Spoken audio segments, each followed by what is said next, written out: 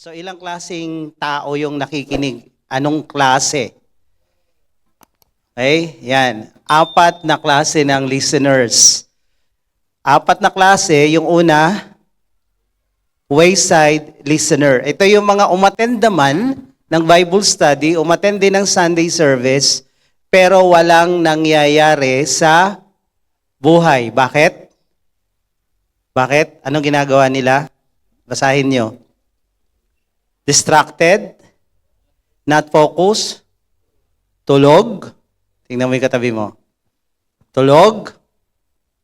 Okay? Nagse-cellphone habang nagpipreach, nagba-Bible study. Dati may Bible study kami. Akala namin nagtitingin sa Bible, naglalaro. Ang tanda-tanda na naglalaro sa cellphone. Kaya walang nangyari. Walang nangyari. Mobile Legend pa yata yung nilalaro. Tapos pag pinabasa mo, bro, ikaw naman, basahin mo yung verse na to. Ha? Asan ba yun? Akala namin nasa Bible siya. Naglalaro pala. Minsan nakala nyo nagba-Bible yung katabi nyo, nag-i-scroll pala. Scrolling. Kaya walang nangyayari sa buhay mo. Dahil ikaw ay wayside listener, labas ka ng labas during preaching, then the devil will take away kung ano yung narinig mong kukunti na nga lang, nakuha pa ng dyablo, so therefore hindi ka naniniwala sa mga tinuturo at di ka naliligtas. Ang kaligtasan ay pagpasok sa langit, number 1. Number 2, pagpapala, at marami pang iba. So pag di ka napapagpala, ikaw ang may sala. Sabi mo sa katabi mo, pag di ka napagpala, ikaw ang may sala. Hugot pastor yan, ha? Kasi wayside listener ka. Ngayon, kung gusto mong mabago yan, maging good soil, ang gawin mo ngayon, magsisi ka na. At magbago. Sige, sabihin mo sa katabi mo, magbago na tayo. Huwag na tayong tulog.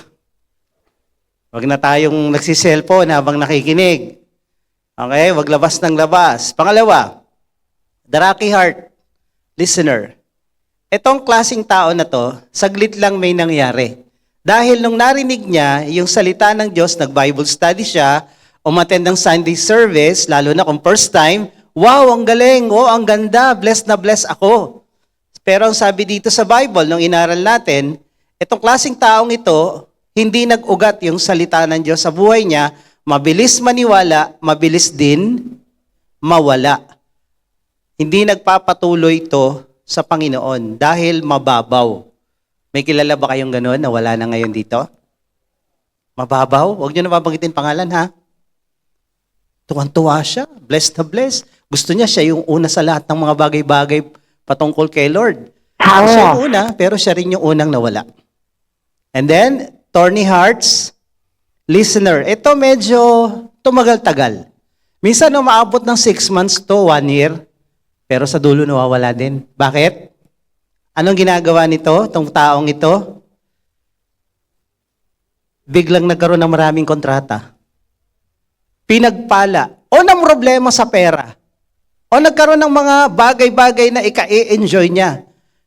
Nawala ng puwang ang salita ng Diyos. Unti-unti nag-a-absent na. Unti-unti hindi na umaattend ng Bible study. Unti-unti hindi na umaattend ng Sunday service. Yung bunga niya na nagsimula na sana. May nadala na siya kay Lord. May Bible study na siya. Meron na siyang mga magagandang pagbabago sa buhay, binibless na, pero dahil inuna ang pera, yung bunga niya hindi nahinog. At ngayon, wala na siya. May kilala kayo? Taas ang kamay, kung may kakilalang ganito. Alam na kung sino yung mga yan. So kaya huwag kayong magtataka, ba't wala na siya? Mamili kayo dyan sa 3, alin siya dyan.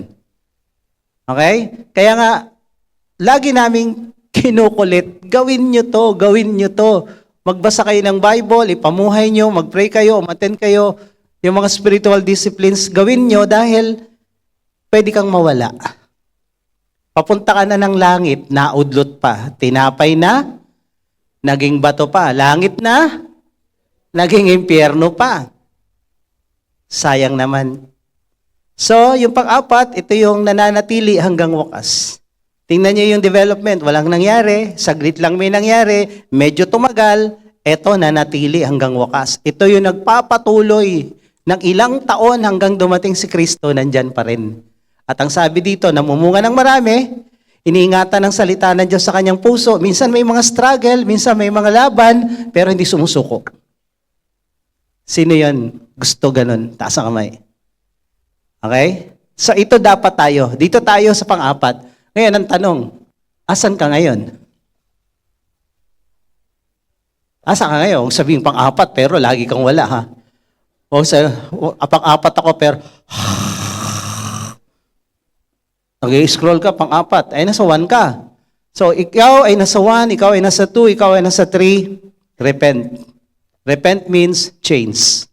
Mag-sorry ka kay Lord pero magbago ka. Ang nagsosorry at hindi nagbabago, hindi tunay na nagsisi. So kailangan mo ang Lord, ayoko na nito. Babaguhin ko yung sistema ng buhay ko. Yung pera, pwedeng mawala yan. Pag inuna mo ang pera, nag-torny hearts ka na, mawawala yung pera mo. Saglit lang yan, kayang mawala ni Lord yan. Dahil ang importante kay Lord, ikaw, hindi yung pera mo. So, itong 4 na listener na to, siguraduhin natin, wino-workout natin yung pang-4. Sabi mo sa katabi mo, 4, dapat. Okay? 4, dapat. Diyan tayo. Dahil yung pang-4 na yan, naniniwala yan sa salita ng Diyos dahil nag-grow siya, yung tinatayuan niya based on facts. Naunawaan, naintindihan, sinunod. May mga tao naniniwala lang sa sabi-sabi ng iba. Naniniwala lang sa emotion nila, na-stir up yung emotion, nagatungan, nasulsulan, naniwala na. Pero tayong mga Kristiyano, ang dapat nating pinaniniwalaan yung totoo lang, yung may ebidensya, hindi hearsay. Okay? So ngayon, yung susunod nating pag-aaralan ay yung karugtong na parable. Parable of the wheat and weeds. Okay? So let's pray. Let's bow our head. Panginoon, salamat. Patuloy mo kaming samahan sa aming pag-aaralang ito. Speak to our hearts, enlighten us, give us wisdom and understanding sa bawat salita na aming maririnig ngayon. At hayaan mo as we listen, we can hear your voice speaking to us. Hayaan mo, Lord, na lukuban mo kami ng presensya mo, lukuban mo kami ng iyong mga banal na dugo at mga anghel mo'y nakapaligid dito that no works of the evil one, Lord, can disturb us. And this message, Lord, ito'y magbibigay ng transformation sa aming puso at isip. Salamat po. We give you praise in Jesus' name. Amen. Amen. Okay. Alam na natin yung title, Wheat and Weeds. Alin dyan ang wheat? Alin dyan ang weeds? Sige nga, hulaan nyo. Hindi papatayin. Okay, mag-alala. Sa Old Testament, pag nanguhula, pinapatay eh. So, alin dyan ang wheat? Alin dyan ang weeds? O tares. Sa Tagalog, ano yung wheat? Basa. Sa Tagalog yung wheat? Trigo ba yon? Trigo. Ano sa Tagalog yung weeds? Damo. Diba? Usong-uso na naman ngayon yan. Marami na naman nagbebentahan, kabi-kabila. Damo. O tares, talahib. So, alin dyan ang damo, alin dyan ang trigo?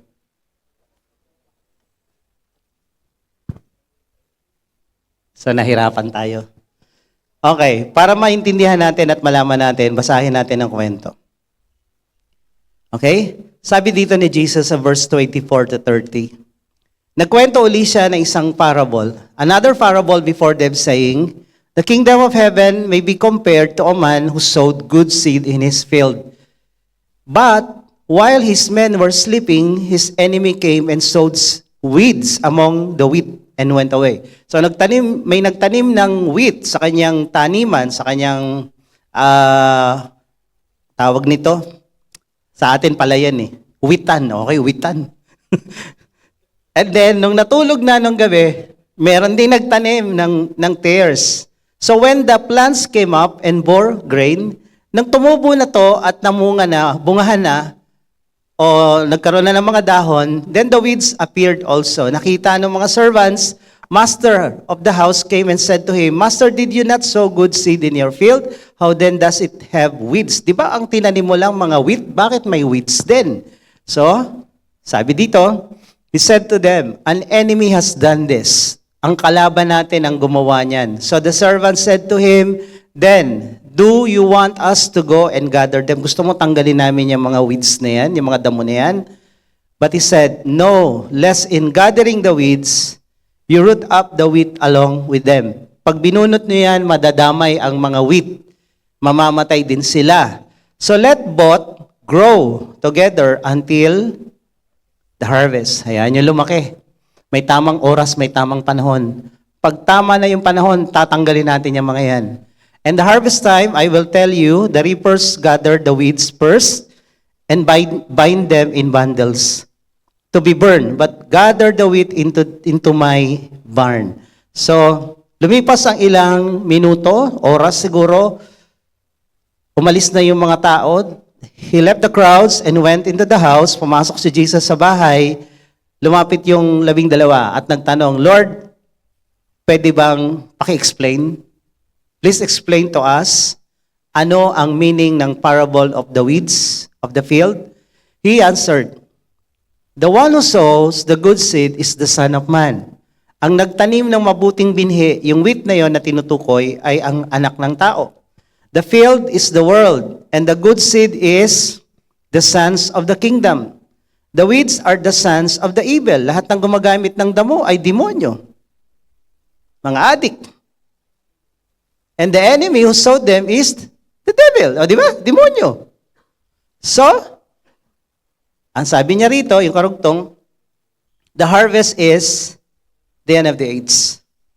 And the reapers are, sino po? Ang aani.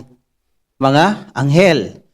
Just as the weeds are gathered and burned with fire, so will it be at the end of the age. The Son of Man will send his angels, and they will gather out of his kingdom all causes of sin and all law breakers, and throw them into the fiery furnace. Sa impyerno itatapon. In that place, there will be weeping and gnashing of teeth. May nagtuturo doon na ang weeping and gnashing of teeth, hindi raw ito impyerno. Eh, binanggit dito, fiery furnace eh. So pag binanggit sa Bible yan, impyerno yan, ha? Nanggagalit yung mga ipin, alam niyo ba yan, yung pag masakit, nasasaktan ka, ginagawa. Pag tinuturukan ka ng karayom, malayo pa lang, nakaganak na. Yeah? Dahil gusto mong hindi maramdaman yung pain. Ay, ang sabi ng iba, paano daw yung mga walang ipin? Huwag kang mag-alala, God will provide. Kahit pa sa impyerno yan, para lang matupad ang propesiya. Then, the righteous will shine like the sun in the kingdom of their Father. Yung mga anak ng Diyos ay magliliwanag sa kaharian ng Diyos.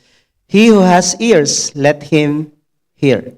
So ito po ang meaning ng wheat and tares. Narinig na natin. So isa-isahin natin. Sabi ng Matthew 13:37 hanggang 38, the one who sows the good seed is the Son of Man. Sa Bible po, pag sinabing Son of Man, it is referring to Jesus Christ. Sa Book of Luke, ang tawag sa kanya, the Son of Man. Sa Book of John, the Son of God.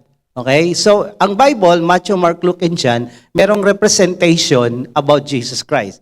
Sa Book of Matthew, si Jesus ay King of the Jews, the Messiah. Okay? Sa Mark, siya naman po yung burden bearer. Sa Luke, siya po yung Son of God, o yung Son of Man. Then sa John, siya yung Son of God. So yung apat na yon, iba-ibang titulo at description about Jesus. Binanggit din yan sa Book of Daniel, yung Son of Man. Si Jesus po ang tinutukoy doon. So sabi dito sa parable, ang nagtanim ng mabuting binhi ay walang iba kundi ang ating Panginoong Jesus. So tinanim niya. Mula nung dumating siya dito sa lupa, lalo na nung nagkatawang tao siya, nagbibuild siya ng kingdom na tinatawag na church. Ang church ay hindi religion. Ang church ay kapulungan ng mga tao na dating mga makasalanan, namumuhay sa kasalanan, inalis doon mula sa kadiliman, nilipat sa kaliwanagan. Sabi ng Colossians, those who are translated from the kingdom of darkness into light, to the kingdom of His Son. So ngayon, itong mga taong ito na tinatawag na Christians, sila yung sons of the kingdom. Sila yung mga children of God. Si Jesus ay nagtatayo, tumatawag ng maraming tao na gagawin niyang mga anak ng Diyos. Okay? So, sino yung mga anak ba ng Diyos? Ano lang tayo ng konti. Ma-inform lang, lalo doon sa mga baguhan. Who are the sons of the kingdom? Who are the sons of God? Sons and daughters of God. Sabi ng John 3:16, God so loved the world that He gave His only begotten Son, whosoever will believe in Him will not perish, but will have eternal life. So ang sabi dito, God so loved the world that He gave. Binigay. Sino yung binigay? Religion ba? Pare iba? Pastor? Ministro? Grupo? Sekta? Anong binigay ng Diyos? Ang mga tao nagkakandara pa sa relihiyon, wala namang binigay ang Diyos na relihiyon. Hello? Pag niyaya mo sa Bible study, anong religion nyo? Ay, kailangan ba may religion talaga? Ano to? Application sa trabaho? Resume? Religion. Ganun ba talaga? Kailangan ba ng religion? Pagpasok mo sa langit, hindi tatanong kung anong religion mo. Dahil sa langit, walang relihiyon. Wala. Ano meaning ng relihiyon? Ang meaning ng religion sa Latina, religio, means yung naputol na relasyon ng Diyos sa tao ay idugtong. To tie again. Tanong, anong relihiyon ang kayang gawin yan? Base doon sa manual natin, number 3 topic, the bridge. Anong religion ang kayang ibalik ang relasyon ng Diyos at ng tao? Diyos na banal at taong makasalanan. Anong grupo? Meron wala? Wala. Sino lang nakagawa nun? Si Jesus. So sino ang binigay ng Diyos? Ano binigay ng Diyos? Relihiyon ba o si Jesus? Ang liwanag eh. Ako lahat ng relihiyon sa Pilipinas na atinan ko na, naging miyembro pa ako, walang nangyari, addict pa rin ako eh. Meron nga, pari na, addict pa rin eh. Pwede daw tayo gumamit ng droga dahil sa kahirapan. Imagine mo yun? Sa lahat ng relihiyon, napasok ko, walang nangyari sa buhay ko. So therefore, hindi relihiyon ang kailangan ko. Hindi relihiyon ang binigay ng Diyos para tayo magbago. Ang binigay ng Diyos sa Jesucristo. Sabi diyan, God so loved the world that He gave His only begotten Son, Jesus. Ngayon, pag tinanggap mo relihiyon, anong natanggap mo? Ano natanggap mo? Membership, grupo, baptismo, di ba? Ano nangyari sa buhay mo?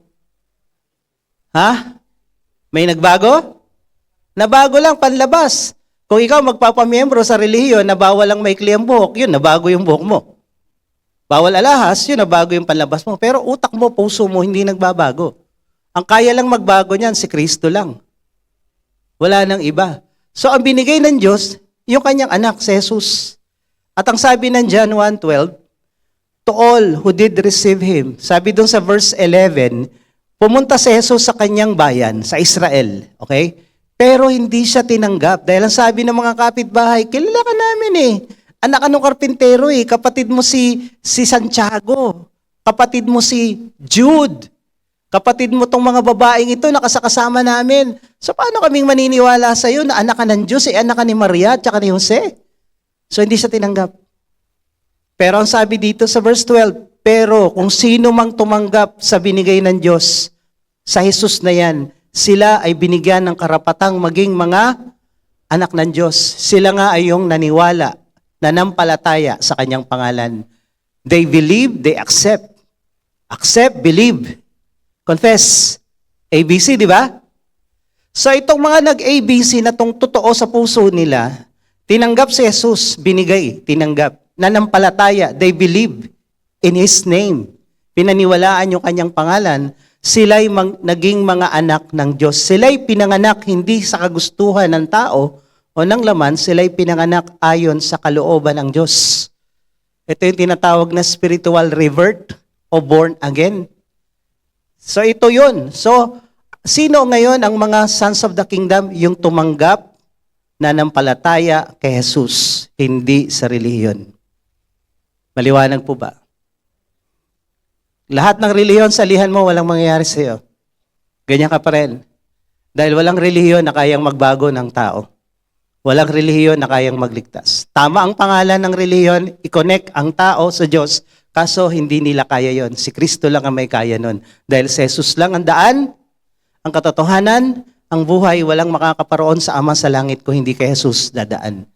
Kung may iba kang dadaanan, problema mo na yon. Hindi ka makakarating sa langit. Pero kung kay Jesus ka daan, sigurado. Ngayon, ang sabi din ng John 8:47, sino daw ang mga anak ng Diyos? Ang mga anak ng Diyos ay nakikinig. Ayun, nakikinig ka ba? Nag-aaral ka ba? Nagba-Bible study ka ba? Dahil ang tunay na anak ng Diyos, mahal na mahal niyang pakinggan ang salita ng Diyos, salita ng tatay niya. Nagba-Bible study siya. So kung wala kang Bible study, humanap ka na. Hello? I'm talking to you. Come on. Maghanap ka na ng Bible study mo. Tanong, sino yung sons of the kingdom na tinutukoy dito na tinanim ng Son of Man, ni Jesus? Yung mga tumanggap, nanampalataya, tumanggap sa Kanya at nag-aaral ng salita niya.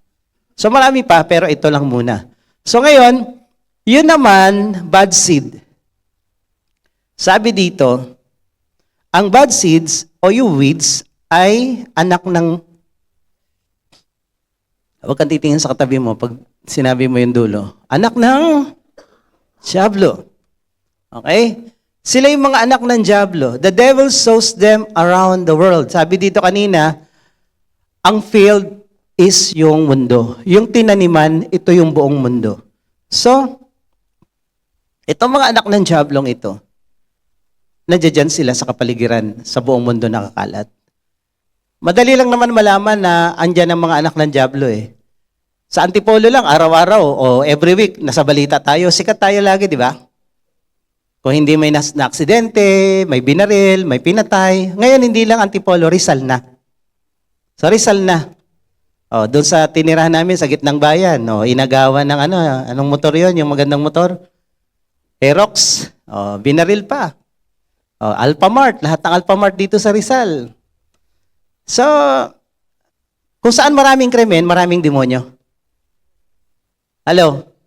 Lalo na, kung ang mga namumuno ay demonyo din, dadami talagang demonyo sa nasasakupan. Ganun lang yan eh. So, nakakalungkot, pero ito ang katotohanan. Sinabi na to ng Biblia na merong mga anak ang Diablo. Kaso ang problema, pag namatayan ang sinuman sa Pilipinas, sasabihin nila, sa langit na yan. Walang napupunta sa impyerno pag Pilipinas eh. Alam niyo yun? Pagdating sa langit, walang Pilipino. Pagdating sa impyerno, walang Pilipino. Nasa langit lahat. Pati yung mga nagbitbit at tumanggap ng maleta. Ay pag ganun lang, ayoko na sa langit. Mukhang mali na puntahan natin. So dito, sa Pilipinas, lahat ng namamatay, nasa langit yan. Hindi ko alam kung sino nang bubudol, si father ba o yung mga kamag-anak. Sa langit yan, adik yan, nasa langit yan, gawa natin ng dambana, altar, gawing santo. Parang niloloko na tayo eh. Anong sabi ng Bible? Tandaan nyo, tinuturo ko sa discipleship, kahit sino pang magsabi ng ganito o ganyan, artista, presidente, pare, pastor, ministro, pope, huwag niyong paniwalaan pag wala yan sa Bible. Bible lang ang paniniwalaan mo. Dahil ang Bible ay salita ng Diyos, hindi salita ng tao. Heaven and earth will pass away, but the word of God will remain true forever. Kaya ang sabi ng Bible ganito eh. John 8. Alam natin to, inaaral natin to sa manual natin. Nakipagdebate yung mga tao kay Jesus. Yung mga religious leader at saka mga religious fanatics. Sabi ni Jesus, ako ang sinugo ng Ama. Naniwala sila. John 8:30, they believe in Him. And then sabi ni Jesus, if you truly my disciple, you will continue in my word. Magpapatuloy kayo. And then, sabi ni Jesus sa 31, then the truth will set you free. Aba, nung narinig nila yung truth will set you free, sabi nila, hindi, bakit kailangan namin lumaya? Eh, hindi naman kami alipin. Anak kami ni Abraham.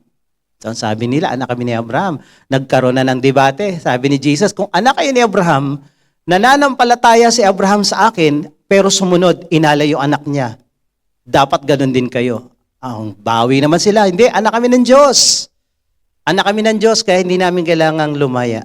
So sabi nila dito, we have one Father, even God. Aba, lalakas ng loob, no? Tatay namin ng Diyos. Pero kung makaasal, demonyo. Alam niyo ba yung mga magnanakaw, mas relihiyoso? Tumutulong at nagkakawang gawayan, alam niyo ba? Sa lugar namin, kung sino yung makasalanan noon sa Project 4, sila yung nagpapabasa tuwing mahal na araw, sila yung lahat na religious activities andon. Pero pagkatapos noon, mga adik at mga loko-loko, binabayaran nila ang Diyos. Ang Diyos ay hindi pwedeng bayaran. Alam ng Diyos kung sino ka at sino ako. Walang may tatago sa Diyos. Hindi mo pwedeng bayaran ng Diyos. Sabi dito nila, tatay namin ang Diyos eh. Then Jesus said to them, if God were your father, you would love me. So tapos na yung tatay namin si Abraham. Nag-level up, Diyos naman. Kung tatay nyo Diyos, mamahalin nyo ako, sabi niya. For I came from God, galing ako sa Diyos Ama. And I am here. I came not on my own accord, but He sent me. Di ba? God so loved the world that He gave His Son. So galing ako sa Ama. Ngayon, ang sabi niya, eto na, away na to pag ganito. Huwag niyong gagawin to sa kapitbahay niyo at sa kinagagalitan niyo. Sabi ni Jesus sa kanila, Diablo, tatay niyo. O, sige nga. Sabihan niyo nga yung kapitbahay niyo, Diablo, tatay mo. Tingnan ko kung saan kayo umabot. Kung hindi kayo magbaranggayan, sigurado may tutumbang isa doon. Kaya nga, tinumba nila si Jesus eh. Tinawag silang Diablo, tatay niyo. So kung si Jesus ang nagsabi, na hindi lahat ng tao anak ng Diyos, merong anak ng Diablo, sino paniniwalaan natin? Yung mga nagsasabing, anak ng Diyos yan. Sa langit napunta yan. Basbasa natin ng banal na tubig. Sino paniniwalaan nyo? Bible o sila? Maliwanag ang Bible eh. Maliwanag ang sabi ni Jesus, hindi lahat ng tao anak ng Diyos.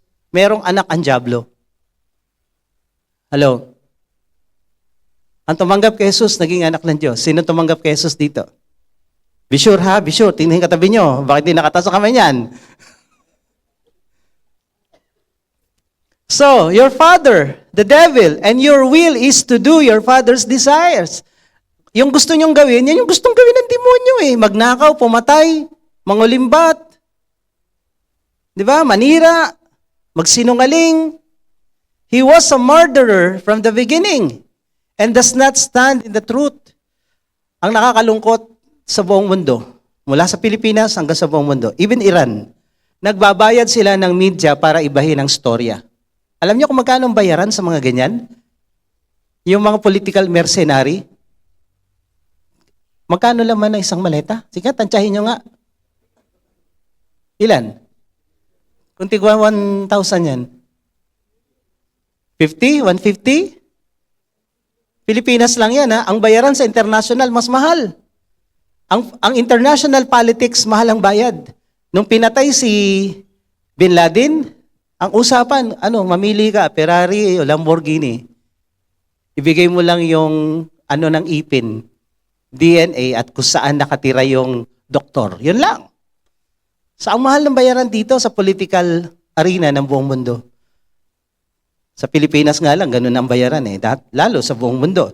So ang sabi dito, ang truth, binabaluktok ng pera ng mga political mercenary na yan, tsaka mga media mercenaries. Bayaran. So, binabaluktot ang katotohanan because there is no truth in Him. Sabi ni Jesus, mga demonyo kayo, mga sinungaling kayo, mga mamamatay tao kayo. When He lies, He speaks out of His own character. Ang mga sinungaling at mamamatay tao, kampo ng demonyo. He is a liar and a father of lies.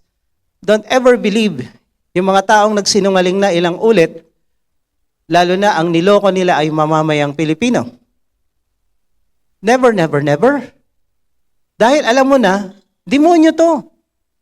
Kampon to ng demonyo, sinungaling to. Relihiyon, nagtuturo ng mali. Sabi ng Bible, ang sinungaling ay anak ng demonyo. Ang pinag-aaralan natin, anak ng Diyos at anak ng demonyo, ha? Again, wheat and weeds. So, ito yung mga palatandaan. So, hindi lahat anak ng Diyos. Be sure kayo na nandito anak ng Diyos. Are you sure? Sure na sure, ha? Sabi dito sa 39, 41, and 43, the harvest is the end of the age, and the reapers are angels. Minsan, gusto na nating magkandawala yung mga walang hiyang yan, mga magnanakaw na yan. minsan nasasaktan at nahihirapan na tayong mag-isip kailan ba mawawala tong mga weeds na to. Itong mga kampo ng demonyong ito, mga anak ng diablong to, kailan ba ito mauubos at mawawala? Dalawa, may end time harvest. Ito yung rapture, ito yung judgment day. Pero meron ding tinatawag na hinog ka na eh. Sa mga hindi nakakaalam ng history ng Iran, itong Ayatollah, kung napanood niyo yung Argo, sino nakapanood ng movie Argo? Noong panahon na yon, ang mga Iranians ay nag-aaral dito sa University ng Ortañez. Okay? Yung revolution na yon na nagsimula at nagpatalsik sa mga Amerikano sa embassy na yon sa Argo, ang dami nilang pinatay. And then, nag-crackdown sila, lahat ng opposition pinatay nila. From that year, 1970s, until now, silang naghahari at ang daming pinapatay, lalo mga Kristiyano. Pag nalaman kang Kristiyano, ibibitay ka sa crane at papakita ka sa lahat ng mga dumadaan, ganyan ang mangyayari sa inyo. Ganon kasama itong regime na to. So ngayon, may mga tao na walang alam. Alam niyo yung mga taong, sabi ng Proverbs, a little knowledge, a very dangerous thing. Nakapanood ka lang sa TikTok, nakita mo lang yung influence nito, nagrarally. Sa Amerika, yung mga kabataan nagrarally against sa attack sa Iran. Samantalang yung mga kabataan sa Iran nagdiriwang dahil malaya na sila. Sabi ka, sakit sa ulo itong mga to, yung mga walang alam ang gagaling. Sabi ng Bible, with white hair, gray hair, comes wisdom. Minsan, ang mga kabataan mas magaling sa matatanda eh. No? Nakapanood lang ng TikTok, nasulsulan lang ng teacher nila. Ay, mali yan, tayo tama. Faith based on facts. Truth based on evidence. So ngayon, itong Iran, napakasamang regime nito. Ngayon, natalo sila, pinagbobomba nila lahat ng karatig bansa, yun talaga yung original plan. Pag naka-nuclear na sila, titirahin nila tong mga to, ibubuli nila, sila ang bida sa Middle East. Dahil ang kalaban ng Iran ay yung Saudi. Silang dalawa nag-aaway sa Middle East. Proxy lang yung iba sa paligid. Dahil sila yung pinakamalalaking Muslim country. Yung Iran, Shiites, yung Saudi, Sunnis. Magkaiba yan. So ngayon, yung mga nagrarally na palayain ang Iran sa kamay ng US, mahirap man sabihin Bopols, pero Bopols talaga. Bopols talaga. Kasi yung little knowledge mo, nakala mo, alam mo na lahat, mag-ingat tayo sa konting kaalaman. So ngayon, minsan gusto nating anihin na sila, kagaya ni Khomeini. May panahon na pwede nang anihin talaga, hinog na yun eh. Pero hindi lahat ganun. Merong aanihin sa end of the world. Hindi ngayon. Pero sana sa atin ngayon na rin, ano? Huwag naman end of the world, Lord. Parang awa mo na. So, pero yung iba, yung ibang mga anak ng demonyo, end of the world. So sabi dito, the Son of Man will send His angels and they will gather out of His kingdom all causes of sin. So ipapadala ni Jesus yung kanyang mga anghel para i-gather yung mga aanihin. Yung mga anak ng Diyos, dadalhin sa kanyang kaharian, sa kanyang barn. Yung mga anak ng Diablo, saan idadala? Itatapon sa impyerno.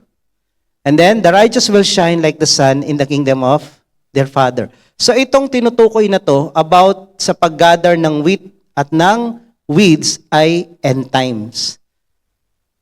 Pag umusog tayong konti, Matthew 13 pa rin, 47 to 50. Another parable, the parable of net o the drag net. Sabi dito, again, the kingdom of heaven is like a net that was thrown into the sea and gathered fish of every kind. So nanghuli, iba't ibang isda. When it was full, men draw it ashore, nung napuno na yung lambat, sabi dito, they sat down and sorted the good into the containers but threw away the bad. So itong dragnet, actually, nung nagtatago pa ako sa Sambales, sa iba, itatapon namin yung lambat na gano'n iikot. May tao doon, may tao dito, mga 4 kami, sa gitna ng dagat na hanggang dito tubig. Tapos hihilain namin yan papunta sa Pampang. Habang hinihila namin yan, binabato, para yung mga isda masalo ng net. Tapos pagdating do sa pangpang, ilalagay yan sa mga balde. No? Yung mga hindi kailangang isda, yung mga poisonous at yung mga walang kwenta, binabalik sa dagat. Ganito yung kwento nun. So ang sabi dito, so it will be at the end of the age. Sa huling panahon, ganun din. The angels will come out and separate the evil from the righteous and throw them into the fiery furnace. In that place, there will be weeping and gnashing of teeth. Sa paghuhukom, sa rapture day, ihiwalay ng Diyos yung mga anak niya at kukunin niya papuntang langit. Pero sa judgment day, yung mga anak ng demonyo, binigyan ng pagkakataong mag-repent, binigyan ng pagkakataong makarinig ng salita ng Diyos, pero hindi nagbago kasi wayside listener, thorny listener, rocky listener, itong mga to itatapon sa impyerno. So everybody was given a chance, but not all taken the advantage sa mga chances na yun. Mapalad kayo na nandito kayo ngayon at binibigyan kayo ng chance, don't miss it. Huwag niyong sayangin. Amen? Sabihin sa katabi mo, huwag mong sayangin. So again, binanggit ni Jesus sa Matthew 24, lalayo lang tayo ng konti, patungkol sa huling panahon, sa end times yung topic. Yung mga palatandaan ng kanyang pagbabalik. Binanggit niya uli doon sa Matthew 24:30 hanggang 31, then will appear in heaven the sign of the Son of Man. Ito yung rapture ha. And then all tribes of the earth will mourn and they will see the Son of Man coming on the clouds. So may mga nagtuturo po, yan din yung tinuro sa amin sa Bible School, na pag-rapture, tahimik lang, bigla na lang magkakandawala, ang mga Kristiyano, walang nakakaalam, sudden. Pero ang Bible, iba tinuturo eh. Ang tinuturo ng Bible sa rapture day, makikita nila si Jesus padating, nagniningning ang kalangitan, at ang lahat ng tao ay makikita yung pagdating niyang yon, and then bigla na lang mawawala tayo sa lupa. Alam ng lahat ng buong mundo ang kaganapan, hindi sikreto. Okay? Kung kukunin tayo ni Lord, hindi niya isi-secret yan. So ang sabi dito, everybody will see in the clouds of heaven, and He will send out His angels with a loud trumpet call. Ipapadala niya yung mga anghel, and they will gather His elect from the four winds from one end of heaven to the other, east, west, north, and south. So lahat ng mga Kristiyano kukunin in the rapture day. Laktaw tayo, Matthew 25:31. When the Son of Man comes in His glory, and all the angels with Him, tingnan nyo, pagdating ni Lord, laging kasama yung mga anghel, then He will sit on His glorious throne, before Him will be gathered all nations. And He will separate people, one from another, as shepherds separate the sheep from the goat. So sa pagdating ng Panginoon, i-judge niya yung mga bansa, He will place the sheep on His right hand, the goats on the left. Then the king will say to those on the right, come, you blessed by my Father, inherit the kingdom prepared for you. Pag binasa pa natin yung susunod, nung ako'y nakakulong, dinalaw niyo ako. Nung wala akong damit, dinamitan niyo ako. Nung wala akong makain, binigyan niyo ako ng pagkain. Nung nasa karsada ako, binigyan niyo ako ng pagkain. Ngayon, tatanungin ng mga sheep, ng mga anak ng Diyos, kailan nangyari yun, Lord? Sabi ni Lord, kung ano man ang gawin niyo sa kapwa niyo, ginagawa niyo yan sa akin. At sabi niya doon sa mga kambing, kayo pumunta sa impyerno dahil nung ako'y naghihirap, di niyo ako tinulungan, nung ako'y nakakulong, di niyo ako dinalaw, nung ako'y walang damit, di niyo ako binigyan ng damit. Sabi nila, kailan nangyari yun? Ano man ang gawin mo sa kapwa mo, ginagawa mo sa akin. So yun yung point dito. Pero yung description ng pagbabalik ni Lord, iba-iba yung target, pero the same ang pagdating niya. The Son of Man will come in His glory with His angels. Sa judgment day, sa rapture day, sa end times, yung mga anghel ang magagather sa mga Christian para dalhin sa langit. At sila din naman, sa judgment day, sa second phase ng second coming, ang bubuhat sa mga anak ng demonyo para itapon sa impyerno. So, the world is this. The world is divided between good and evil. So ito ngayon ang katotohanan na binabasa natin dito sa Biblia. Nahahati ang buong mundo sa puwersa ng kadiliman at ng liwanag, good and evil, children of God versus children of the devil. Ito po ang katotohanan. At isa pang katotohanan dito, may mga demonyo na hindi na talaga matatanggal until the day na dumating si Jesus. Pero sana naman hindi lahat. No? Dahil ang sabi dito sa Proverbs 29, when the righteous are in authority, the people rejoice. Pag ang namumuno sa isang gobyerno, bansa, barangay, church, o kahit saan, matino, nagsasaya ang mga tao. But when the wicked man rules, the people mourn. Naghihinagpis ang mga tao pag ang namumuno ay mga anak ng demonyo. 4 na taon na po ako nagmo-mourn. Kayo, ilang taon na? Ay, wala. Okay, ako lang. Proverbs 29:16, laktaw tayo. When the wicked are in authority, sin flourish. Pag demonyo, anak ng demonyo ang nasa pamunuan, ang kasamaan lalaganap sa kanyang nasasakupan. Totoo hindi? Ha? Totoo? Pag loko-loko ang leader, loko-loko ang member? Pag adik ang leader, adik ang member? Pag magnanakaw ang leader, magnanakaw din ang member. So ang sabi ng Bible, totoo, when the wicked, anak ng demonyo, na sa katungkulan, ang kasamaan ay lalaganap. Imagine mo ang pagpatay, araw-araw, nasa news, ni-rape na bata. Imagine mo, binaril sa Assure. Nagbabasketball, binaril dyan sa San Mateo, dito sa Antipolo, Angono, binangonan. Diyos ko, Lord. May panahon na walang ganyan sa Pilipinas. I lived in the Philippines for 60 years and this is the worst time in history. This is the worst time in my history. Itong panahon na to. Ang krimen ay kabi-kabila. Everybody is not safe. Kaya sabi ko sa mga youth, magkaroon tayo ng training talaga dito. Self-defense, at saka paano mamaril talaga. Magsushooting tayo sa arms corps, sabi ko. Dahil we cannot trust the devil and yung mga kampon niya. Ang linaw ng sinabi ni Jesus, weeds, kampo ng demonyo, and with kampo ng Diyos. Nandito tayo ngayon sa panahon na yon na anlala na. So when the wickeds are in authority, lumalaganap ang kasamaan.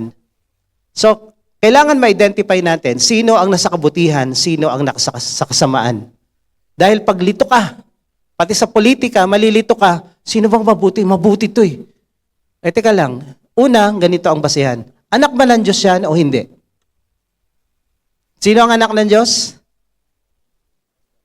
Yung A, nag-accept kay Jesus, John 1:12. God so loved the world that He gave, in-accept and believe in His name. A, B, C. Confess Jesus your Lord. Ang lahat ng tumanggap kay Jesus, naging anak ng Diyos. So pag hindi tumanggap, anak ng Diablo yon. So yun yung unang basihan. Pangalawang basihan, may mga nagsasabing anak ng Diyos, pero pag natapalan ng pera, nagiging mukhang demonyo na. Pag ang nakataya ay pera, salapi at posisyon, bumabaliktad. May kilala akong pastor, nabigyan lang ng sports car, at ng relo na milyon-milyon ang halaga, dollar ha. Ano lang po ito? 1.5. Milyon-milyon. Tinalikdan yung kanyang prinsipyo at paniniwala. Tinalikdan. Kaya sabi ko, hindi sapat na tumanggap ka kay Jesus. Dapat magpatuloy ka hanggang wakas. Dahil you can serve God and mammon, mamimili ka sa dalawa. Kung nagsiserve ka kay God ngayon, pwede kang mag-serve kay mammon later on. Kaya ang basihan ngayon ng tama at mali, ito bang taong ito, sabihin na natin, Kristiyano din daw siya, sabi niya, tumatayo ba to sa prinsipyo ng Biblia, righteousness, truth, and justice? The basic foundation of God's word and God's throne is righteousness, truth, and justice. Pag ito, wala itong tatlong ito, nade-demonyo na tong Kristiyanong to. Iyon ang basihan. Righteous ba yung ginagawa? nagpapasuhol, nagpapabayad? Totoo ba yung sinasabi niya? Nagsisinungaling dahil natapalan sa pera eh. May hustisya ba? So ito yung basihan natin, mga kapatid. Kristiyano man o hindi Kristiyano. Ngayon, paano kung hindi Kristiyano? Sa Bible, mayroon tinatawag na hindi man literal ganon, ginagamit ni Lord yung lesser evil. Okay? Kung nagkataon, walang anak ng Diyos dyan. Kasi yung anak ng Diyos ay pasaway. For example, yung Assyrian Empire, pag binasa niyo ang history o binasa niyo ang Bible, maraming empire na sumakop sa Israel. Paglabas ng Egypt nila Moses, tumira na sila sa Promised Land, nagpasaway ang Israel. Ang Israel ay consider anak ng Diyos physical. Tayo anak ng Diyos spiritual. So sila physical. Kaso, pasaway. Pasaway sila, sumamba sa mga Diyos-Diyosan, tinalikdan yung tamang pananampalataya. Pag binasa nyo ang lumang tipan, ang Assyrian Empire, ito yung Ninive, yung pinapunta si Jonah doon para mag-preach. Galit siya dito sa Assyrian Empire dahil yung mga buntis nila sinasaksak sa tiyan. Kasama yung baby. Sinakop sila. Pero ginamit ni Lord itong napakasamang empire na to para yung mga Israelites, yung 10 tribes, tanggalin sa Samaria at pinalitan ng mga ibang tao, ibang lahi. So, nasakop yung 10 tribes. Natira yung Judah sa Southern Kingdom. Northern Kingdom yun kasi. Then, nung nakita ni Lord itong Assyrian Empire, ang sama, gumamit siya ng lesser evil. Sila ni Nebuchadnezzar, yung Babylonian. Kasi wala siyang magamit na anak ng Diyos dito. Pasaway parehas yung 10 tribes tsaka yung 12 tribes of Israel to kung alam niyo ang Bible. So yung 10 tribes sinakop na, tinanggal na sa lupain. Natira na lang yung 2 sa pamumuno ni Judah, tribes of Judah. Nung lumitaw ang Babylonian, tinalo nilang Assyrian. Ayan yung petsa. Ang Babylonia naman, sinakop ang Jerusalem. Winasak yung temple. Then yung natitirang 2 tribo ng Israel, sinakop na wala na. Kasi pasaway yung mga anak ng Diyos. Pag ang mga anak ng Diyos pasaway, ginagamit ng Diyos pati anak ng demonyo para parusahan sila. At ang ginagamit ni Lord yung lesser evil. Parehong evil eh. So ngayon, sinakop na ang Israel. Wala na sila sa Israel. Zero. Zero na. Ngayon, naawa ang Diyos. Sabi ng Diyos kay Jeremiah, after 70 years, ibabalik ko ang Israel sa kanilang lupain. So, nag-pray si Daniel. Nag-prayer and fasting 21 days. Sinagot ni Lord. At pinabalik ang Israel sa bayan nila sa pangunguna ng Persia. Tinalo ng Persia ang Babylonia. Sila King Cyrus and Darius. At ito rin yung Persian na napanood nyo yung ahu-ahu. Ha? Spartan, yung tsinelas. Sila yon. Tinalo naman sila ng Greeks. Nagsama-sama yung mga tribal ng Greeks sa pangunguna ni Alexander the Great, tinalo ang Persia. Lesser evil ang Greece. And then, nung nakita ng Diyos na ang Greece ay lumala, dinesecrate yung temple sa Jerusalem ni Antiochus Epiphanes, nakala nila yun yung Antichrist. Pinadala ng Diyos ngayon ang Rome. God always used the lesser evil if the children of God is not available. Kaya nga, dapat ang mga anak ng Diyos magpakatino at sumunod sa tama para sila ang gamitin ng Diyos na mamuno sa lupain. Hindi yung pag wala ka ng pera, kakampi ka sa demonyo. Ang mga anak ng Diyos dapat namumuno. Mga anak ng Diyos, dapat tayo ang namumuno. Dahil wala kang maaasahan sa mga anak ng Diablo. Pinagtsatsagaan lang ni Lord yung mga anak ng demonyo kung mga anak ng Diyos pasaway. So ang sabi dito, pinagtsagaan niya ang Greece and then Rome. Lumala ang Rome. Bumagsak ang Roman Empire.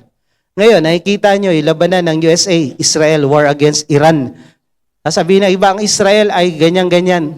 Ito tatandaan nyo, ang Bible galing sa Israel. Si Jesus galing sa Israel. Lahat ng mga propeta at apostol galing na Israel. Hindi lahat ng nakatira sa Israel matino, pero yung bansang Israel pinili ng Diyos. Pag yan kinalaban mo, Diyos ang kinakalaban mo. Walang totoong Kristiyano na galit sa Israel. Pag ikaw galit sa Israel, kasama ka sa kampo ng demonyo, anak ka ng Diablo. Hello? Make it clear. Dahil ang Israel ay physical na anak ng Diyos, tayo spiritual. We cannot divert na, ang mga Israelites sa mga anak ng demonyo. Ang sabi ng Iranians, yung regime na demonic, hindi mga Christian, USA is the big Satan. And Israel is the little Satan. So ngayon, sinong tama? Sila ba o ang Bible? Kahit pasaway ang Israel, pinili ng Diyos yan eh. Ngayon, nagtino sila. Ngayon, walang ribulto sa Israel. Ngayon, sila ang lahat ng ini-enjoy ng tao sa buong mundo. Starbucks kanila, Facebook kanila, Google kanila. Ano pa? Yung mga gamot na ginagamit nyo kanila. Tapos sasabihin nyo, ayaw namin sa Israel. Pag tinanggal ang Israel, baka bumagsak ang buong mundo. Sa liit-liit ng bansang yan.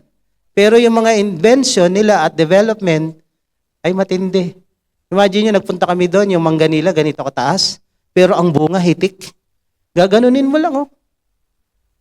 Ibang klase technology nila, utak nila galing sa Diyos. Malupit. So ngayon, itong mga gerang ito, you need to choose who is lesser evil dito. Kunyari, Ukraine versus Russia. Tagalan ito. Sino ang anak ng Diyos dyan at anak ng Diablo? Ha? Si Zelensky ay Hudyo. Alam niyo ba yan?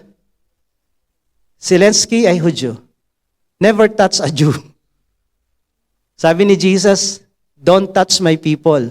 Those who touch my people touch the apple of my eyes. Try mo lang, iyari ka sa akin. Sabi ni Lord. Hudyo to eh, si Zelensky. So kayo kung titingnan mo, sabi natin, hindi tumanggap kay Jesus, pero literal eh. So you need to think like this. When you judge, kunyari sa Pilipinas, when you judge about things, look at the bigger picture. Look at the Bible. Okay? Lesser evil. Sabi mo, lesser evil. Kunyari, si Juan at saka si Pedro nagnakaw. Wag si Juan. Baka magalit sa akin pag akyat sa langit. Bakit ako ginawa may example? Si Bing nagnakaw ng 5,000. Okay, 5,000 si Bing nagnakaw ng 5,000. 500. Si Bing nagnakaw ng 500, si Bing. Si Bong naman nagnakaw ng 500,000. 500 si Bing, si Bong 500,000. Pareho ba silang nagnakaw? Okay. Sino ang unang dapat makulong? Si Bing o si Bong? Okay, sabihin na natin sabay. Dahil kung napatunayan, sabay, di ba? Kung napatunayan ha, hindi naman natin sinasabi napatunayan na kung napatunayan. So sabihin natin, sige, let's assume napatunayan. Sino ang mas mabigat ang parusa? Si Bing o si Bong? Bakit? Mas malaki ang ninakaw niya eh. Tingnan niyo ha, when we judge everything about sa buong mundo, political, Russia, Israel, Iran, punta tayong Pilipinas. Tingnan niyo to ha, let's use our brain. Politics in the Philippines. 612 million confidential fund. Okay? And 4.56 billion confidential fund plus 1.2 trillion flood control project. Alin dyan ang mas malaki? Ha? Yung million o yung billion at trillion? Okay. Let's assume na patunayang parehong nagkasala. Let's assume let's pretend. Kunyari lang naman. Ngayon, sino dapat dyan? Sabi niyo sabay dapat makulong. Okay. Sino ang mas malaking kaparusahan dapat? Maliwanag? Huwag tayong huhusga ng mali. Kasi pag nakita mo sa Facebook, pinanggigigilan yung 612 million eh. Pero yung 4.56 billion, walang kebo. So, anong utak yan? Sa Diyos o sa demonyo? Sa demonyong utak yan. Wala kang kibo sa billion, pero sa million, galit na galit ka. Hindi utak ng Diyos yan, utak Diablo yan. O, ito pa. One witness, ex-convict, nakakulong pa ngayon. Laban sa 18, ex-marine. Bago yung ex-marine, meron na isang marine na lumabas, so 19 na. At bago yon, merong ate na nagsabing ading-adik ka. At meron pang isa, nagsabi na dati mong katropa, ito yung process ng pagbibitbit ng maleta eh. So ang witness, 18 plus 1 plus 1 plus 1, 21 against 1 ex-convict. So saan ka maniniwala dito? So sabihin na natin, ang confidential po kasi sa military, classified yan. Hindi mo pwedeng sabihin kung saan napunta.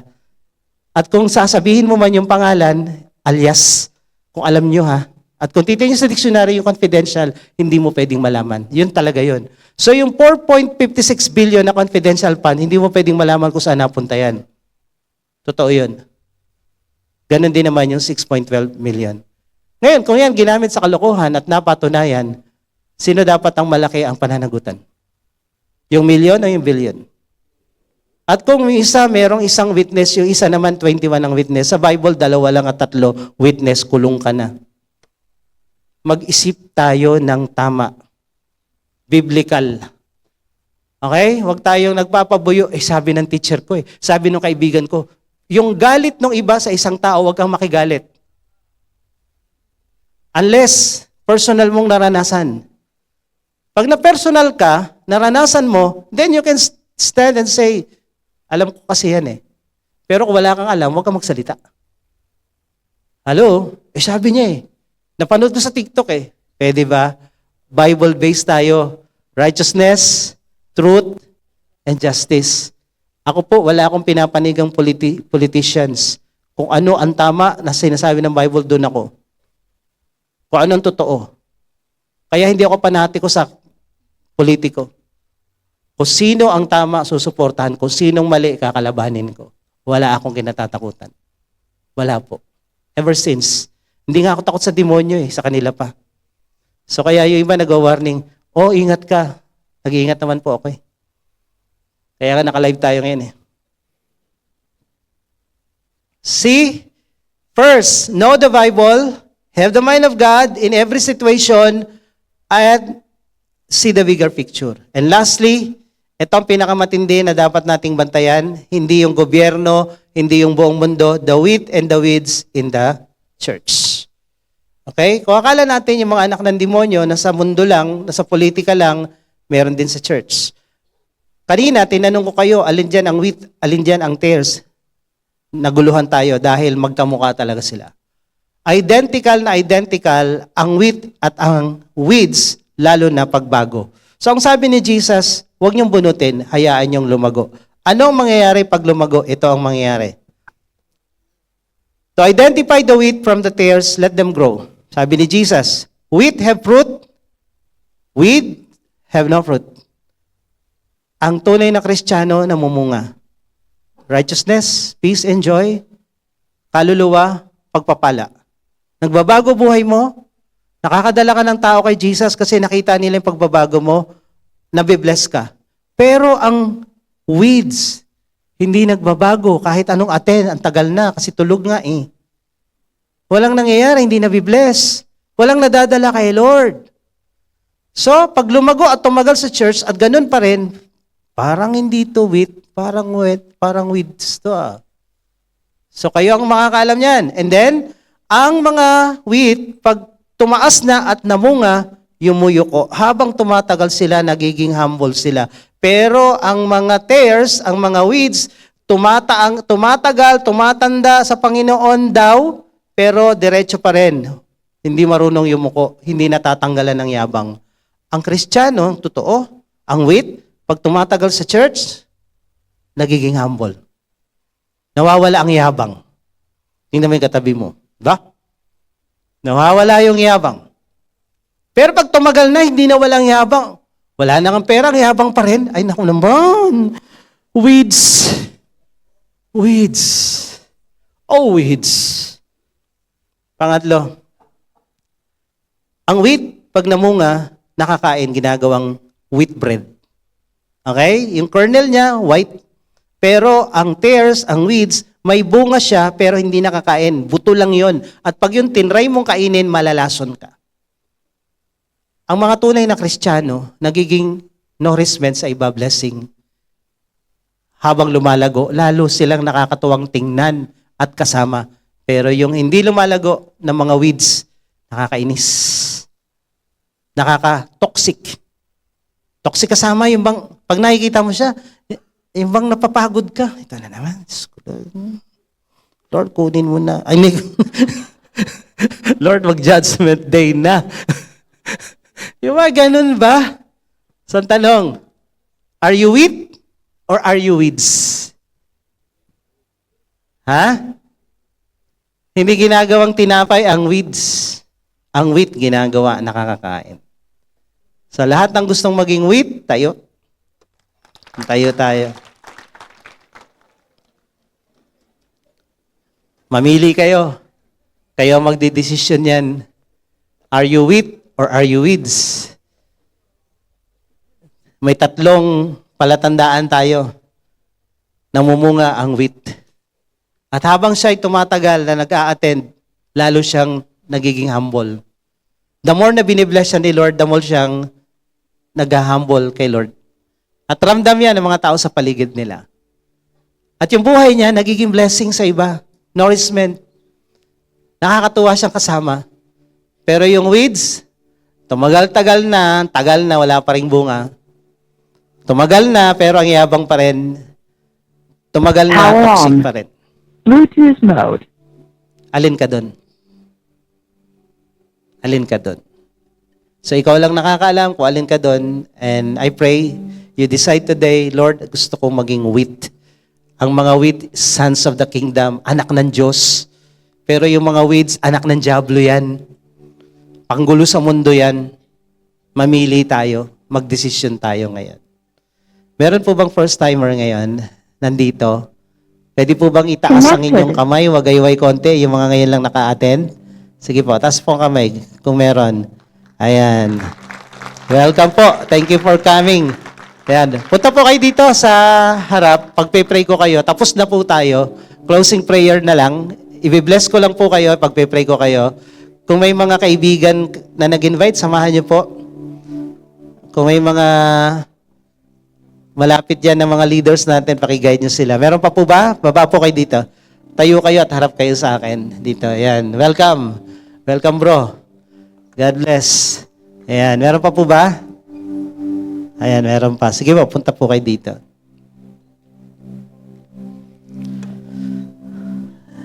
Ayan. Welcome po kayo sa Juhia.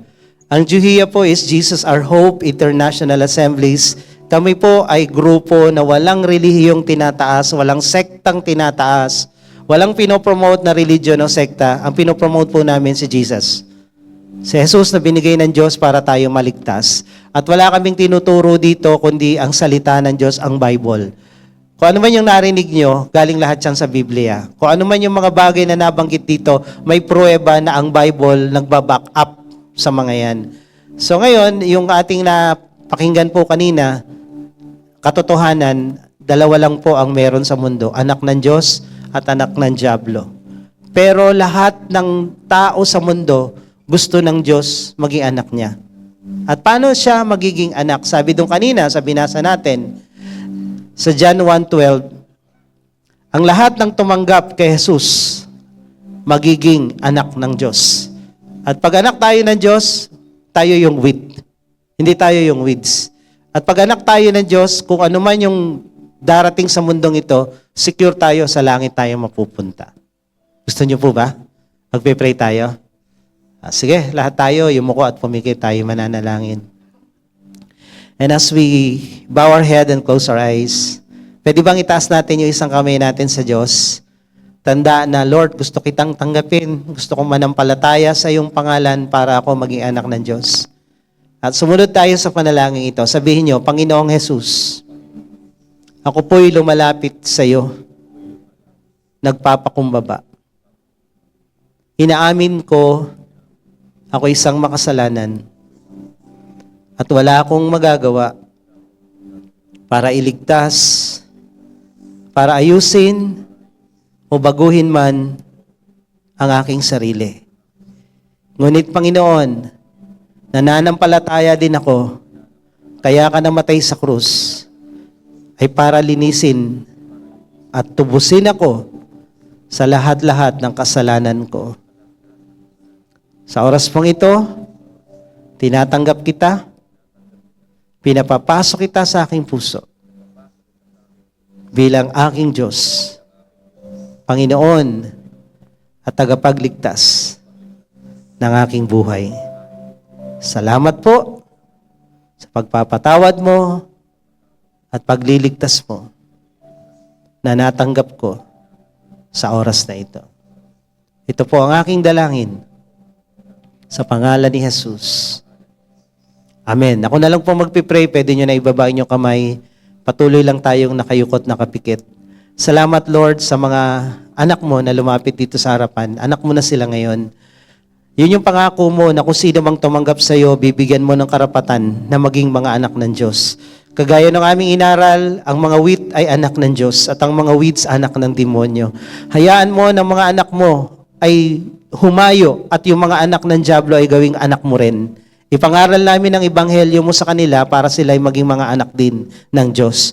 Tulungan mo ang bawat isa na bilang mga anak mo, maranasan namin, Panginoon, ang kabutihan ng paghahari mo sa buhay namin. Sa kaharian mo, walang kulang, walang kakulangan, walang sakit, walang karamdaman, walang kahirapan. Dalangin namin, kagaya nung dasal na tinuro mo sa amin, your kingdom come, your will be done on earth as it is in heaven. Maranasan namin yung pagpapala, kayamanan mo sa langit dito sa lupa, sa tamang paraan, sa tamang sistema. At pag dumating yung time na yon, hindi namin ipagpalit ikaw sa kayamanan, Panginoon. Dahil ang kayamanan ay sa lupa lang at lilipas din ito. Yung mga anak mo na tumalikod dahil sa salapi, huwag mong hayaan na meron pang mangyaring ganun.